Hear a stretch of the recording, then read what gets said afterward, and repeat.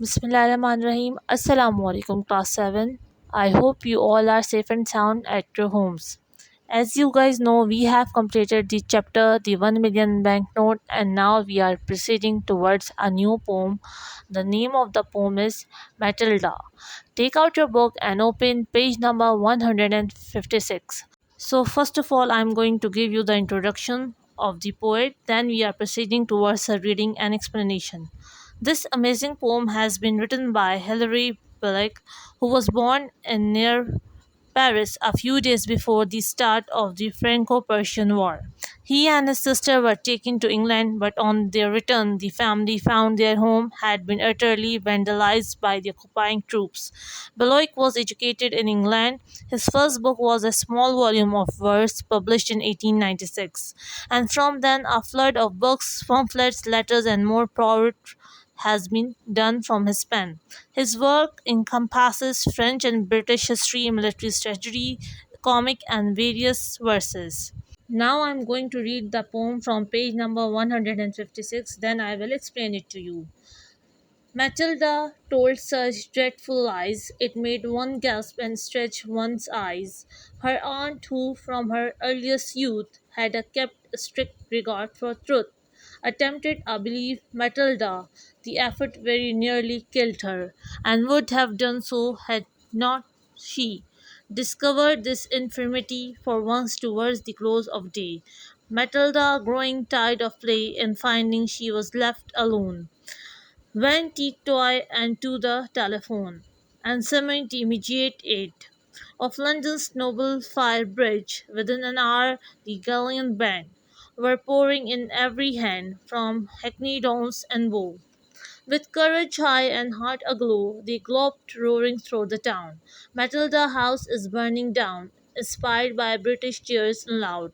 Proceeding from the furnace crowd, they ran their ladders through a score of windows on the ballroom floor and took pains to source the pictures up and down the house until Matilda's aunt succeeded in showing them they were not needed, and even then she had to pay to get the man to go away. It happened that a few weeks later her aunt was off to the theatre to see that interesting play, The Second Mrs. Tanqueray.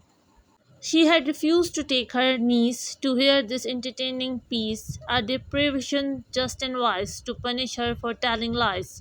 The night a fire did break out, you should have heard Matilda's shout. You should have heard her scream and bawl, and throw the window up and call to people passing in the street, the rapidly increasing heat, encouraging her to obtain their confidence. But all in vain.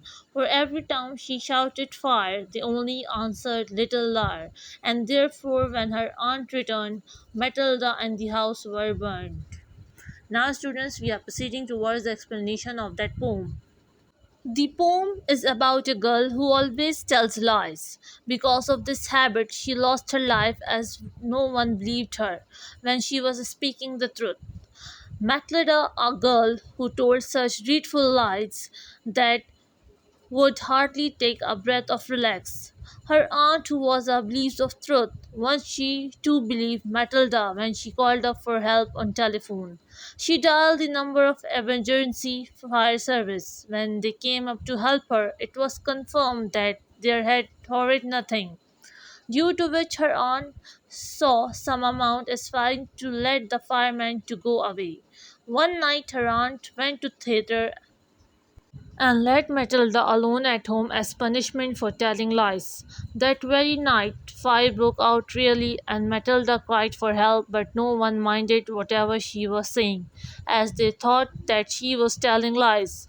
Rapidly, heat increased, and Matilda along the house was burned. And when her aunt came back from the theatre, it was too late to do anything. Basically, the poem Matilda is story of a girl who keeps lying all the time that lead her to the most disastrous consequences of losing her life. The poet intends to give a message to the reader to refrain from lying, as this would spoil the credibility of the person and could never be trusted again. I hope guys you have understood the poem, and now it's time for your assignment.